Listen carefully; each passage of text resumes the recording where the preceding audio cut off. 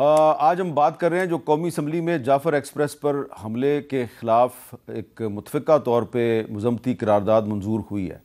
बहुत से लोगों को ये नहीं पता कि जाफ़र एक्सप्रेस जो है इसको जाफ़र एक्सप्रेस क्यों कहा जाता है। ये जो जाफ़र एक्सप्रेस है इसका नाम रखा गया है मीर जाफ़र ख़ान जमाली, जो कि बलूचिस्तान के एक मुस्लिम लीगी लीडर थे, जिन्होंने बलूचिस्तान मुस्लिम लीग के वफ़द के साथ 23 मार्च 1940 को जो लाहौर में ऑल इंडिया मुस्लिम लीग का इजलास था उसमें शिरकत की थी। और जब कायद-ए-आज़म की बहन मोहतरमा फ़ातिमा जना ने जनरल अयूब ख़ान के ख़िलाफ़ इलेक्शन लड़ा जनवरी 1965 में, तो जाफ़र ख़ान जमाली साहब उनके साथ थे और उस वक्त फ़ातिमा जना और जाफ़र ख़ान जमाली दोनों को गद्दार करार दे दिया गया। लेकिन जब इनके जो भतीजे हैं मीर ज़फ़रुल्लाह ख़ान जमाली साहब, जो 2003 में जब वो प्राइम मिनिस्टर बने, तो उन्होंने इस ट्रेन का नाम जाफ़र एक्सप्रेस रख दिया। ये मैंने इसलिए आपको बताया कि बहुत से लोगों को ये नहीं पता कि जाफ़र एक्सप्रेस किस जाफ़र के नाम पे है। ये मीर जाफ़र ख़ान जमाली साहब हैं। तो अब जाफ़र ख़ान जमाली साहब को भी एक ज़माने में गद्दार करार दिया गया। फिर आपको याद होगा मुस्लिम लीग नून की हुकूमत थी 2014 में, तो एक और ट्रेन चली थी अकबर बुगटी, हाँ जी, अकबर बुगटी एक्सप्रेस। तो आप नौरोज से लेके कहाँ तक आए, वो भी बंद हो गई। बिल्कुल। तो ये जो नवाज शरीफ साहब ने जो बात किया है कि जो भी हकूक़ की बात करता है उसको गद्दार करार दे दिया जाता है, ये जो रवायत है हमारी, ये कैसे ख़त्म हो सकती है?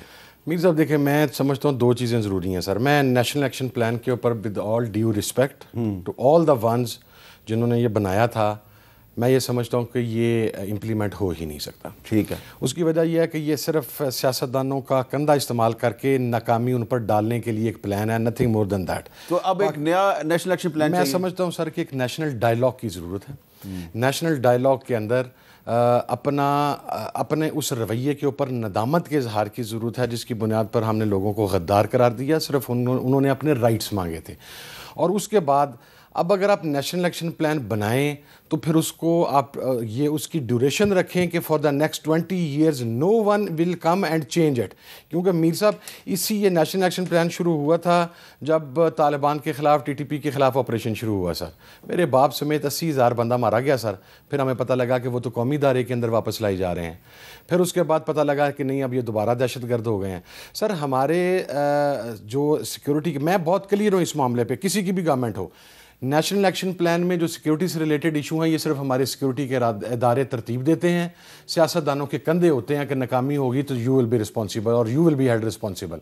आज तक अगर नेशनल एक्शन प्लान कामयाब नहीं हो सका तो उसके अंदर सबसे पहला कसूर हमारे इदारों का है, क्योंकि इदारों में हर नया आने वाला ये जो नेशनल एक्शन प्लान है इसके तहत एक इदारा बना था नेक्टा। हाँ जी। तो नेक्टा में तो मिलिट्री इस्टेब्लिशमेंट नहीं थी, उसमें तो ज़्यादातर पुलिस वाले थे सर। आप देखें वो पुलिस वाले जब लाइन एक साइड से आ रही होती है ना मीर साहब, तो फिर निचलों की कोई ज़रूरत नहीं है सर।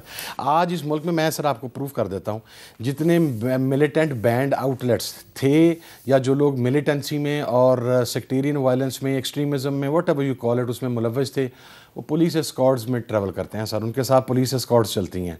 वो लोग जो रियासत की बात करते हैं, जो तालिबानाइजेशन की मुखालफत की बात करते हैं, जो फ़िरका वारियत की मुखालफत की बात करते हैं, वो निहत्ते फिर रहे हैं। उन्हें जो मर्जी दहशतगर्द किसी भी जगह पर आकर जब मर्जी मार दे जान से।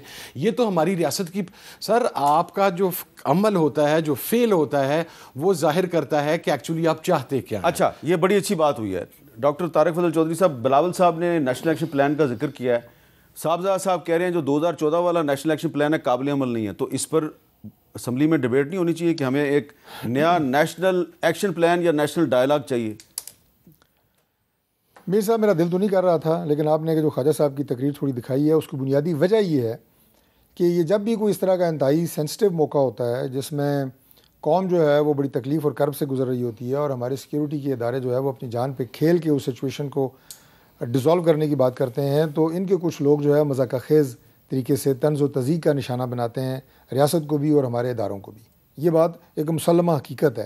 ये मैंने बड़े, आप ये कहें कि इन्वर्टेड कॉमास में कहा है, ज़्यादा मैं बात कर सकता था लेकिन मैं करूँगा नहीं। दूसरी बात ये कह रहे हैं जी कि चलें ये नाकाबिल अमल है। मैं अगर इनकी बात से इत्तफ़ाक़ करूँ तो फिर मेरी बात से इत्तफ़ाक़ करें कि आप एक कदम आगे बढ़ें।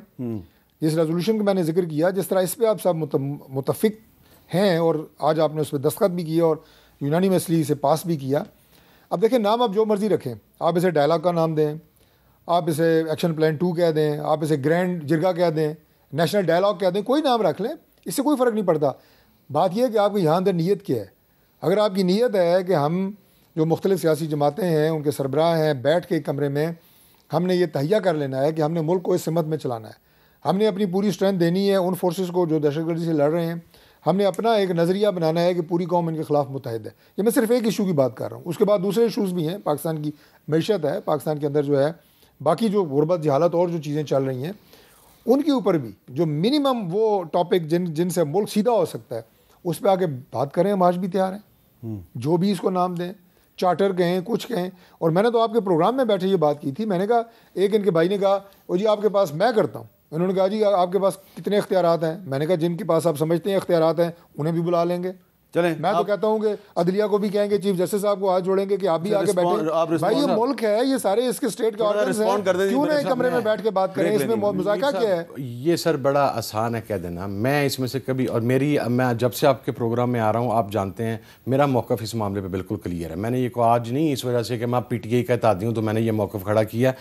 आपके प्रोग्राम में 2 बंदे, मेरे वालिद और डॉक्टर सरफराज नईमी, बिल्कुल बिल्कुल उन दोनों का कसूर ये था कि पाकिस्तान में सिक्योरिटी फोर्सेस के जवानों पर जो सुसाइड का बॉम्बिंग हो रही थी और जो उन्हें मारा जा रहा था, उन्होंने उसे हराम करार दिया। बिल्कुल साहबजादा फजले करीम साहब ने और मुफ्ती डॉक्टर सरफराज नईमी साहब ने बिल्कुल ये काम किया था, और सर उन्हें उसी काम की सजा मिली जी। मुझे तो सर कोई नहीं बता सकता कि फौज से मोहब्बत क्या या इदारे से मोहब्बत क्या, जिसके घर में बाप की लाश हो, जिसकी जमात के 160 लोगों की लाश हो।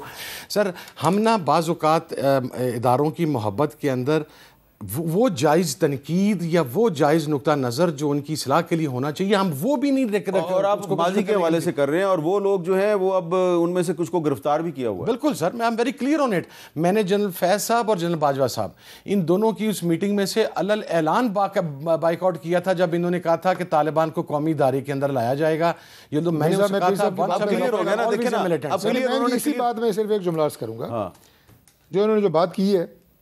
देखिए मैं जो बात कर रहा हूँ, मैं ये कह रहा हूँ कि मैं सिर्फ इनकी बात नहीं कर रहा, मैं इनकी जमात की, आपकी भी नहीं, बल्कि PTI की बात कर रहा हूँ। आप सोशल मीडिया के ज़रिए जो अटैक करते हैं इदारों पे, मैं उसकी मुखालफत कर रहा हूँ। सोशल मीडिया के जो PTI के ऑफिशियल पेजेस हैं, आप अगर हम बात कर रहे हैं आज नेशनल एक्शन प्लान की, आप आए, इदारों के लोग बैठे होंगे, आपका जो गिले शिकवे हैं, कंसर्न है, आप वहाँ पे बैठ के बात करें। नेशनल डायलॉग का मतलब क्या है? सोशल मीडिया पे ऑफिशियल स्टेटमेंट तो वो मानी जाएगी ना जो सेक्रेटरी इंफॉर्मेशन ने दी है, जो सलमान अकरम राजा साहब ने दी है, सेक्रेटरी जनरल ने, जो पार्टी चेयरमैन ने दी है, या जो ऑफिशियल पेज के ऊपर आई है। अगर ऑफिशियल पेज के ऊपर या PTI की लीडरशिप की तरफ से कोई ऐसी चीज़ आई हो तो मैं उसका जवाब दूँ सर।